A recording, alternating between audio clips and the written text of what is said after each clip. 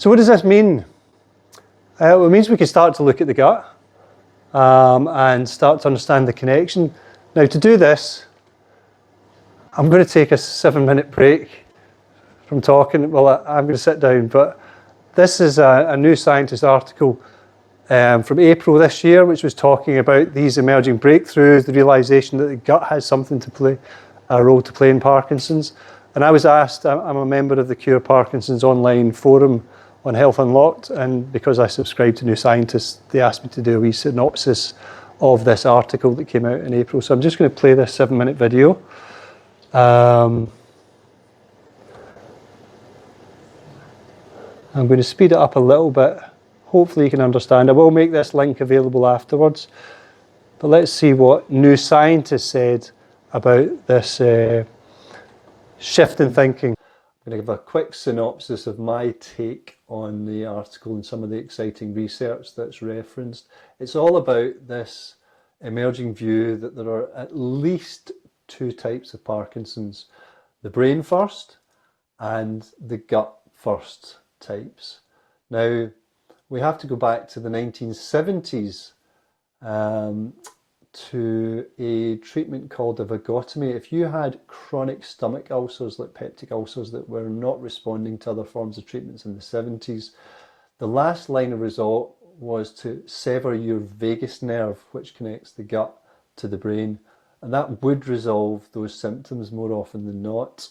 Quite an invasive procedure, quite a dramatic intervention to solve something in the stomach. And indeed it was discontinued in the 80s because better treatments were found. But the interesting thing happened in the 90s and 2000s. Researchers saw a correlation between those that had that intervention of vagotomy in the 70s. 20, 30 years on, they were far less likely to get Parkinson's. This was one of the first indications that potentially there was something happening between the gut and the brain. This article is all about, I think the leading thinker that has developed this gut and brain first view of Parkinson's is Professor Borghammer, based in Scandinavia, I think in Denmark. And he talks about reading about research into REM sleep behaviour disorder.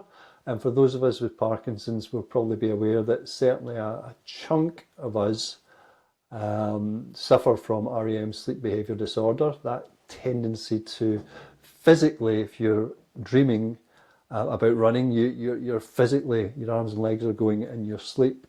So that tendency to physically act out your dreams. Now, research shows that not everyone with REM sleep behaviour disorder, which often shows up before Parkinson's diagnosis, not all of the individuals that experience those symptoms will progress to Parkinson's, but the majority, I understand, will. So Professor Borghammer looked at the neurons in the heart and the neurons in the gut. So he looked beyond just the brain. And of course, we know that in Parkinson's, it's the brain that malfunctions, the substantia nigra.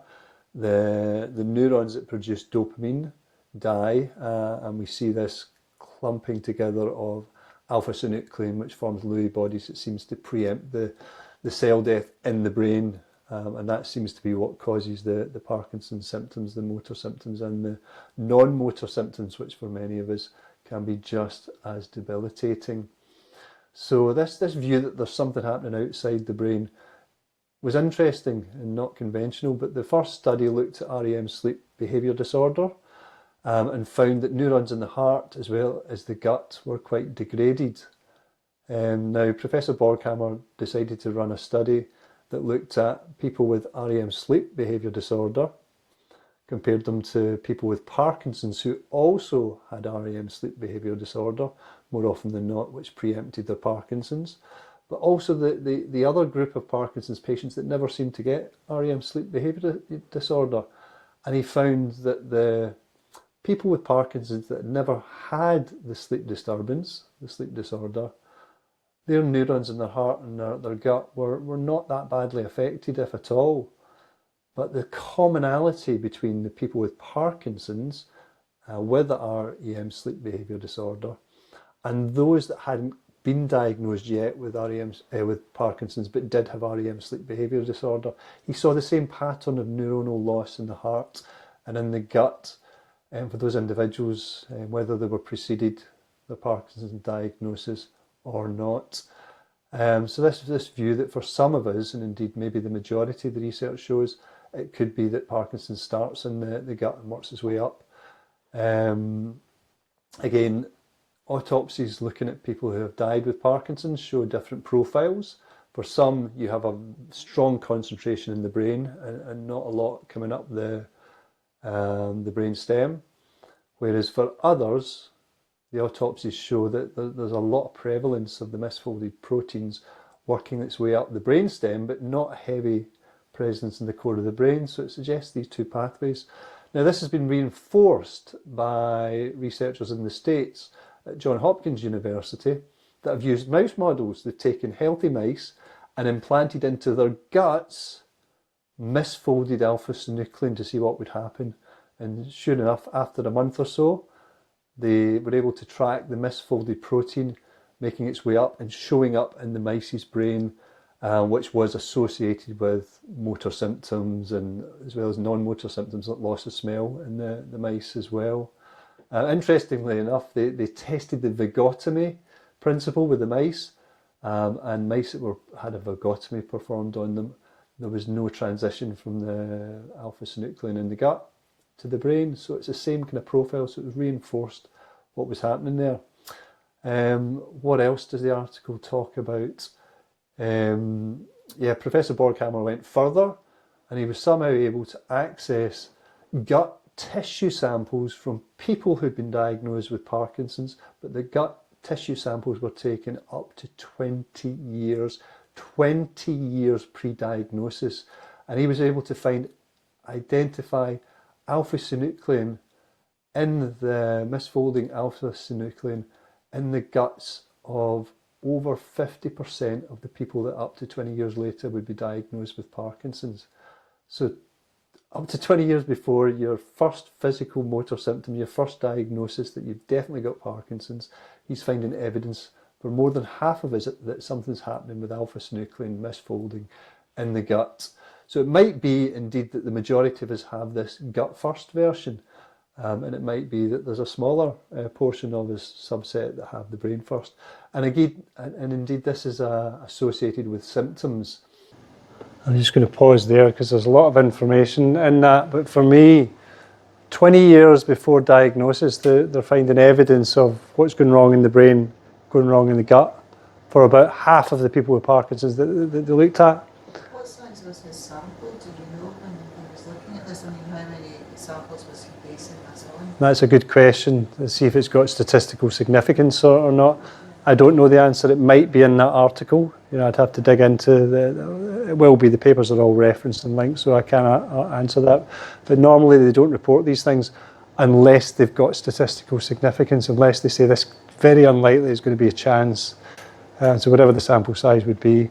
But the other interesting thing for me was that vagotomy where they sever the vagus nerve connecting the gut and the brain, or they used to in the 70s and 80s.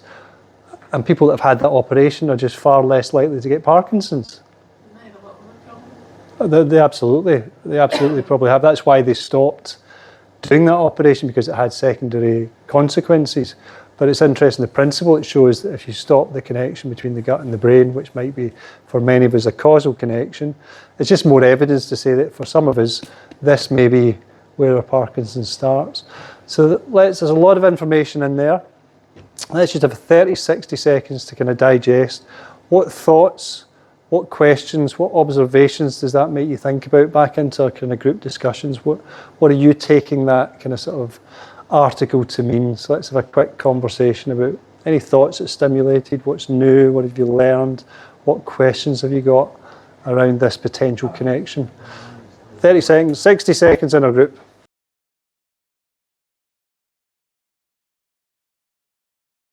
That's time.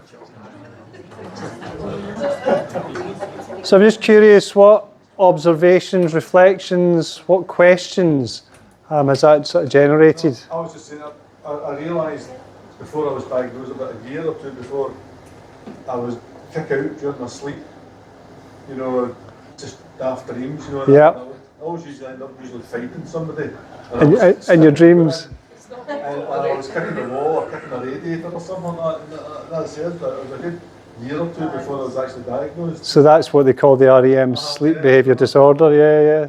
And for many, it's not everyone with that will develop Parkinson's, but there's a strong relationship to the point that there is studies now, because I think you're more likely than not to develop Parkinson's or something similar, so that's really interesting. I would say, Mark, that I could track back to at least 5 years to a symptom which I then knew once I was diagnosed was potentially demonstrating tremor. Yeah, 5 years before the doctors see it. I've done people like in that study that have been 20 years. Yeah, I mean that's. Track back. They say that as many of, I think as many as 70% of our brain cells for some of us, at the point of diagnosis, at the point of getting your first tremor, 70% of your dopamine cells have died. As many as that, 50, 60, 70%, depending on what research that you see. So for many of us, it starts decades before we get that first official diagnosis. So, interesting. Other thoughts, questions? So use that information for the screening, early screening. Well, this is there are tests. Well, there are a number of different tests that are being used to try and catch Parkinson's earlier. Some of the ones I've seen, again, this one's using AI because the shift is very subtle.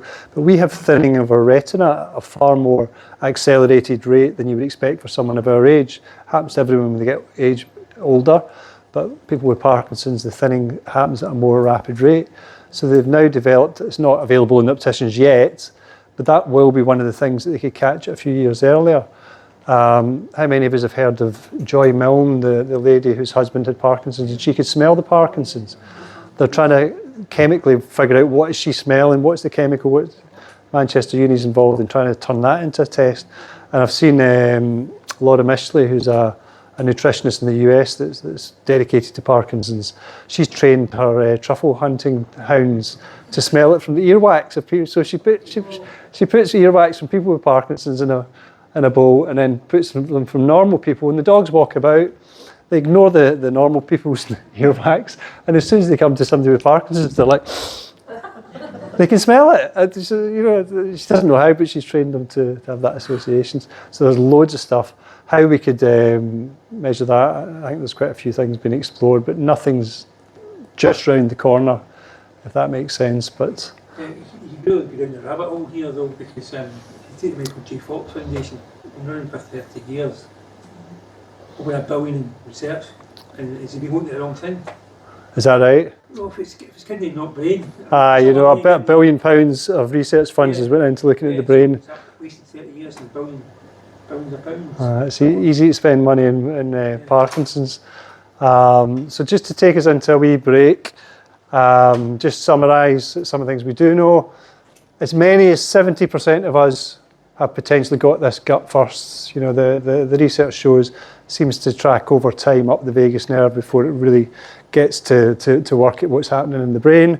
But as many as 30% of us don't demonstrate that kind of progression. It seems to go straight into the brain, whether it's through the kind of sort of the nasal kind of, sort of system or otherwise.